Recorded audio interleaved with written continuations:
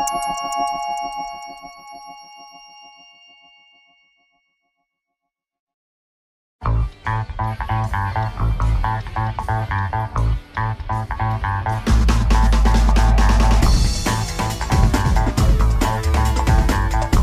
I'm a great example of somebody who got to live his dream. My dad sold vegetables in a corner grocery store, and I got to race in Formula One, a sport that pushes people right out to the edges and to the boundaries of what might be possible.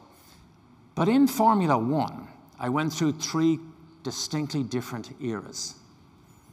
In 1982, my last year there, good was good enough to win. Good teams could win races and win world championships. But then it took a shift at the end of the 90s.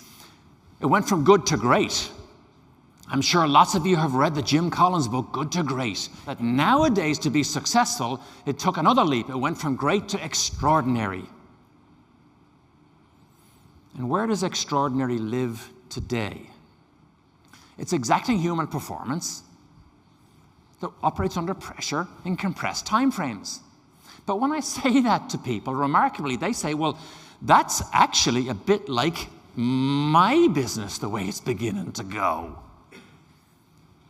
But what makes this work, what makes this successful, is when you put this model under the umbrella of a certain culture. It's not a culture of winning. It is very much a culture of extraordinary. And this is where it gets really meaty and interesting in my business. Just imagine the teams of people all dressed ready to go into competition. These people live convinced they could be beaten tomorrow. It's part of their DNA. They go to bed at night thinking, if we're not careful, if we're not on the balls of our feet, if we're not alert to everything that's going on around us, we could so easily be beaten tomorrow. These people in these great teams understand the critical performance gains occur at the margins and at the boundaries of people and equipment, right out on those edges, not just of the equipment, but stretching and growing the people in the teams. They disbelieve in the sustainability of their own performance. Can you imagine? It doesn't matter if you won last Sunday. You better disbelieve it's sustainable, or else you become vulnerable. Do you think he told me the truth? And you never build trust faster than taking what you know and sharing it with the people around you to make them better. When you go to these races, it's all about preparation. Do you think it's a coincidence that when I do my television interviews at the front of the grid of the Indy 500, do you think it's a coincidence I inevitably see the best painted, best sponsored, best prepared cars right up the front of the grid? These mechanics know that all the job lists have been taken care of as well, or maybe even better, than everybody they go into competition with. Now, do you think it's a coincidence? When I move to the back of the grid, I no longer see as many immaculately dressed mechanics. I don't see as much sponsorship on the side of the cars anymore to support these teams. And if you look closely, there's a mechanic, he's on his hands and knees, he has tools in his hands, he's actually working on the gearbox on the starting grid of the largest single-day attended sporting event in the world. Because let me ask everybody here a question. As regards to your preparation, or the preparation of the people within your sphere of influence, where do you think you are on the starting grid of the race you are now in every day? Was my engine blew up 2 laps later. Still running out the bottom. The culture of extraordinary umbrella that we looked at earlier, let me add another couple of pieces to that. Just imagine these teams and these people. They are individualistic in their thinking and team players in their actions. Now, can't you imagine, these are the guys who were individualistic thinkers who were getting whatever their number is up, because they're so creative and innovative, and then they rally around to be team players in their actions. They encourage innovation to create new sources of performance, to improve the efficiency and effectiveness of the process. The process.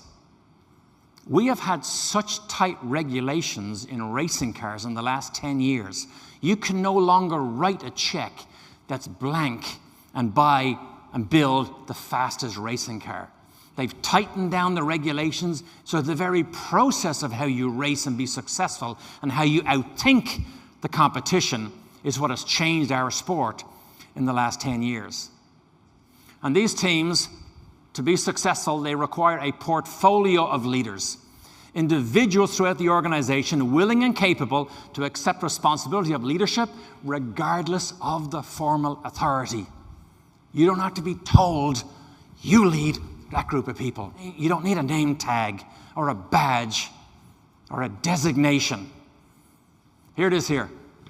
The great British Jaguar. I drove it at the Le Mans 24-hour race in 1988. This thing was a beast of a car. V12 Jag engine. 248 miles an hour down the straight in this thing. In the daytime. At nighttime, even faster. 250 miles an hour in the dead of night. Well, the television cameras arrived, and my sponsors and my mechanics are back looking at the monitor thinking, what is he doing? The thing was in reverse.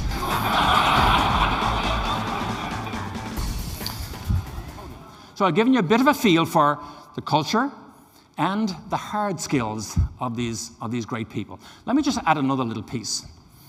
About 5 years ago, I had a book published. I was honored to have Mario Andretti write the foreword for my book. What got you to where you are today will not be good enough to get you where you want to go. Our team managers have a habit of asking people to go beyond their best. And if you make the choice to step over into the extraordinary and add to your giftedness, you can't help personally but get better. A better you makes a better us. Our team managers will tell you this will not be easy. But they'll also tell you we've planned for success. We're simply now going to execute out on the front line. You already trust your people because that's been built. He said now you trust your team to execute. He said you're already surrounded by world-class preparation. That's going to allow you, Mr. Driver, to push a little bit harder on the accelerator. Maybe even sneak it into a higher gear. And if you pull all that together and execute to perfection, the byproduct is it automatically leads you to the victory podium. And my hope for everybody here is that you could follow a similar path. But the last words I want to give everybody, apart from enjoy the rest of the conference, is when you leave this hotel and you walk out the door, I'd love you to make a conscious decision to be extraordinary. Thank you all so much. I'm Derek Daly. Thank you. Thank you so much. Thank you so much. Thank you. Thank you. Thank you.